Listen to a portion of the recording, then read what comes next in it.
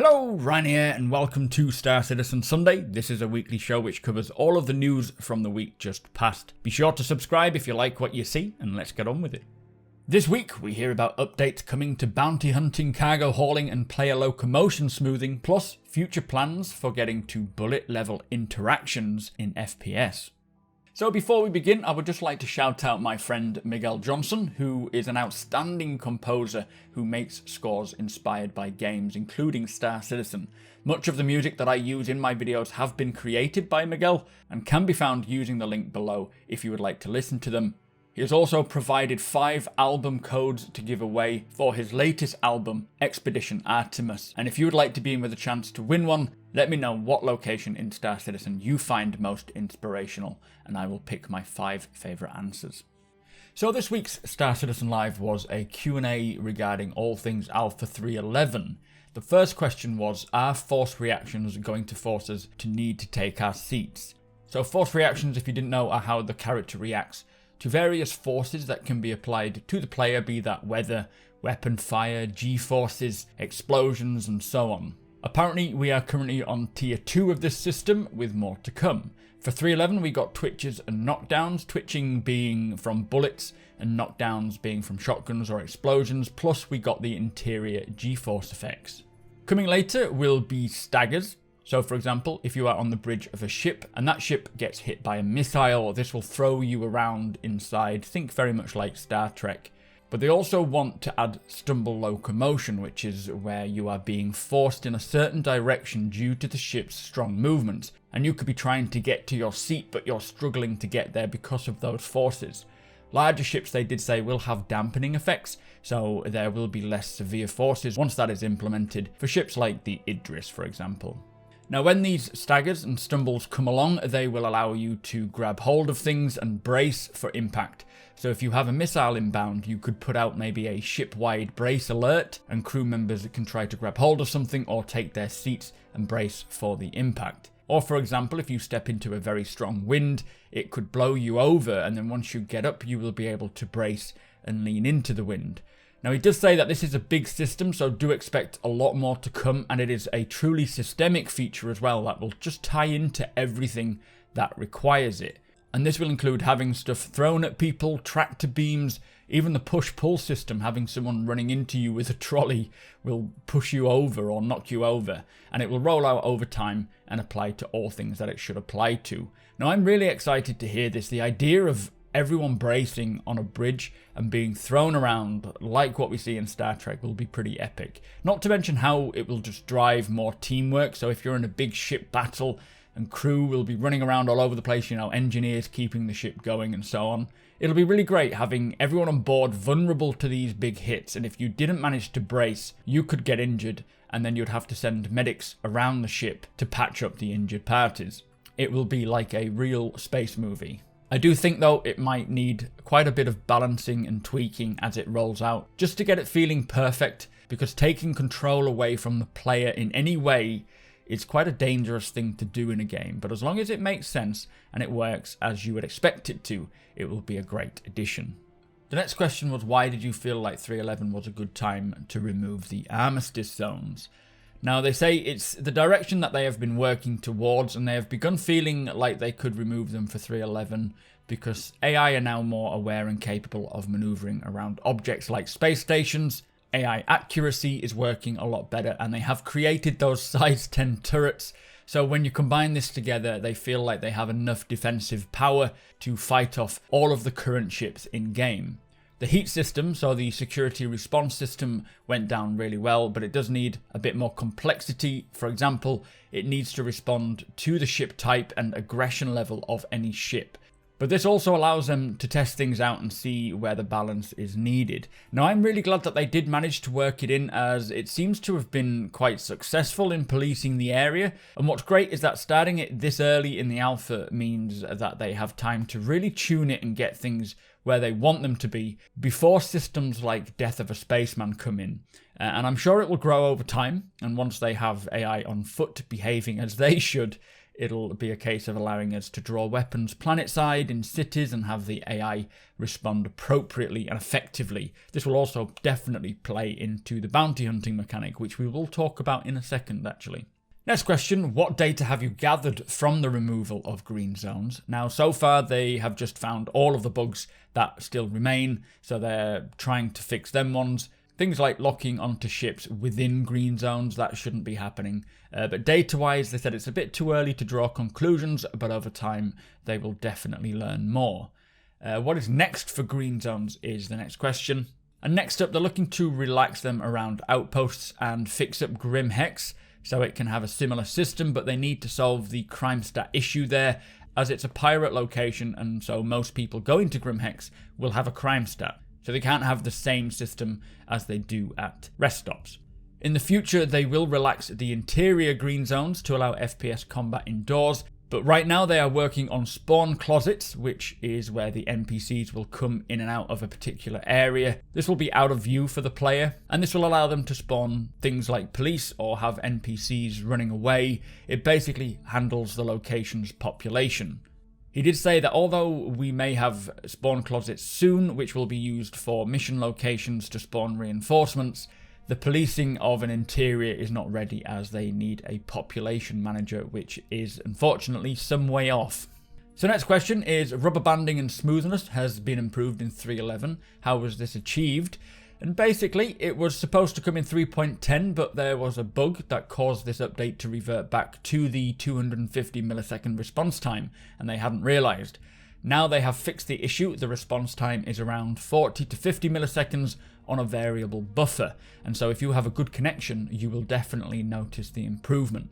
They are constantly looking and working to improve the networking, as it is big high priority for CIG, with devs working on it all the time and trying to bring improvements as often as possible, so there will be more improvements in the future. Someone mentioned that prison gameplay was very balked. What is happening here? Why is it all broken? And they say there are multiple issues. For example, the multi-tool issue is due to obtaining the tool via the commissary machine, which is actually the vending machine test case that will roll out to all of the vending machines around the verse when it's working. But they will fix the commissary bug along with the other bugs, and they are aware that prisons are not right at the moment, and they will push to figure it out and get it working again.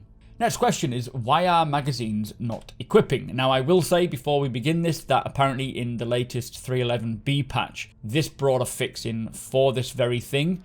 I haven't tried it myself, but it should work now. But they said when it comes to magazines, they don't work the way that they want them to, as right now you don't interact with the magazines themselves. They need iCache and physical inventories to make magazines items themselves that you can interact with in your hand. But they want to get down to the bullet level of interaction with magazines. So you are physically stripping the bullets out and loading the bullets in to the magazines that you want, which they say they have done a lot of work towards already. And they said it's kind of that balance, that constant balance, that they don't want to spend too much time on fixing a system that they know is going to change massively down the line. And I kind of have to agree. I would rather they spend time working on the final version they want rather than fixing the current version they have. But obviously something like a bug that doesn't allow you to equip weapons is quite a high priority for what we have in the PU. So I'm more than okay with them working on fixing that first. Now, I am working on a video myself that talks about the direction Star Citizen's FPS is intending to get to. What we have now is most definitely not where Chris Roberts and CIG want things to be. So I will explain what their intentions are for Star Citizen's FPS mechanic in a video very soon, so keep an eye out for that. Next question is, why do bounties still have targets on their heads? So the location marker is something that they have been working on removing. Bounty hunting is one of the priority mechanics to receive some addition first. They need some other features first before they can actually remove the marker, otherwise you will just never find the bounty. So they're expanding on this system more, and will actually make bounty hunting a hunt that requires thought and skill. Now, these updates, they said, will come next year to make it a proper career, but between then and now, so hopefully this year, they will have some things coming that will allow them to only have a location marker on the bounty when the bounty is in a monitored zone, so where the comma rays are, for example. If the bounty was then to leave this monitored zone, it would give you their last known position and the time since they were in this position as well, if they can get that in. They said it could make bounty hunting near impossible if the bounty just stays out of the monitored zones, so they will need to test it and see how it plays. But the system will be a full career option, and they want it to be where there are certain things that the bounty being hunted may do to give their position away, so it feels like they are actually on the run, and if they make bad choices, they will give themselves away. Other future updates could be things like triangulating a bounty's position if they use their mobiglass for too long, or maybe if they go to a shop it could give you their location, or if they go to a landing zone hangar it will ping their location to local bounty hunters, which will require the bounty to approach the game in different ways. Now they will also prevent relevant information to the bounty hunters, so they have the info they need to track and catch the bounty. Maybe you could see a pattern in the bounty's behaviour, like they always fly to a certain location, so you can go there and try and find them. Now this has me very excited, a proper cat and mouse mechanic in which both parties have to be clever and skillful rather than holding your hand sounds very exciting. It sounds like most of the major updates to make bounty hunting a proper career is coming next year, but they may add some subtle changes to make it more engaging and fun this year or early next, like removing the location marker, and I cannot wait for that. I have done a separate video talking deeper about CIG's plans for bounty hunting, which I will link in the description below if you want to learn more. The next question is party markers are not working, and they say it's a priority bug and they are trying to fix it. What were the smaller improvements in 3.11 that didn't make the patch notes? Now they said server and client crash fixes, quality of life improvements. They tried to get through as many bugs as possible for each patch, which don't always make the list. Focus, they said, is on making each patch better and better, so not one thing but multiple. They also said that they don't just work on new features, they are looking back at older features like on weapons, character responsiveness, and how the character plays and feels. For 3.11, they did a balance pass on the Squad's railgun to make it more effective against ships, and are constantly tuning them based on feedback and analytics. There is an upcoming sprint to improve ship enter and exit animations, LMGs and shotguns to make them more viable, and to make the Animus missiles more effective. One big initiative they said that they are working on is called action queuing. So for example, if you're holding down the sprint button and then you press the fire button, after you release the fire button, you should go straight back into sprinting. Actions don't flow and the character control is not great. So they are working on some significant changes to improve the character's clunkiness. Now I'm very happy to hear this. The FPS in Star Citizen does not feel like a AAA game, and they want it to, so I'm glad that they are working to smooth it out and get it working properly. Theatres of War has helped greatly in this for many sprints to improve FPS overall, but this does also apply to pretty much all the teams to improve Star Citizen as a whole. So delivery missions were removed in 3.10. Why? They said that they are rebuilding the delivery missions to make sure that they have local delivery missions working first. From there they will go to planetary missions, and then once Pyro opens up, interstellar delivery missions. Missions needed to be rewritten to be modular so that they would work with the dynamic mission system coming next year, so it can make logical sense for supply and demand, its difficulty level, and so on. So they've been looking at real-world logistics as well and began emulating them, so starting with local delivery man missions, which are more like your post office worker, having them make sense first, and then they will push out from there. Now it was an absolute pain when they removed all those delivery missions from 3.10 and just left the multi-stage ones, as I really enjoyed doing them and they were a good entry mission for new players. But hearing why, to set them up for the dynamic mission system, I'm more than okay with that, and I look forward to this system evolving soon as hauling, cargo, trading. They're all on their priority list of what's being worked on first, so hopefully we'll see some updates this year and then definitely into next. So a bit of a quick fire round to finish with. Drop shadows for chat, when are we getting them? And they say they're still working on it. What's with the new grenade launcher meta? Now they said physical damage will change everything, so it's working as intended, but physical damage will actually make it a lot more systemic. Grenade throwing against the wind, will this be affected? And they said eventually wind will apply and reduce distance. And the last question is, we can't sell slam anywhere. Why is this? And Luke said that they will get on that ASAP. They prefer to sell it to a person rather than a kiosk, with it being a narcotic. So maybe they'll integrate stash houses and salvage yards as selling and buying locations for this. Anyway, that was it for Star Citizen Live. It was actually quite an interesting one, more interesting than I thought it would be. We got to hear some great insight into what is coming sooner and what is coming later on, and it's great hearing more about their intentions with certain systems like magazines and FPS and the sprints to get player characters moving smoother. But for me, the real excitement is to see systems like cargo hauling and bounty hunting getting some love and attention in the near term, which should make them more fun and challenging as they continue to flesh them out. Anyway, that was Star Citizen Live. Let us move on.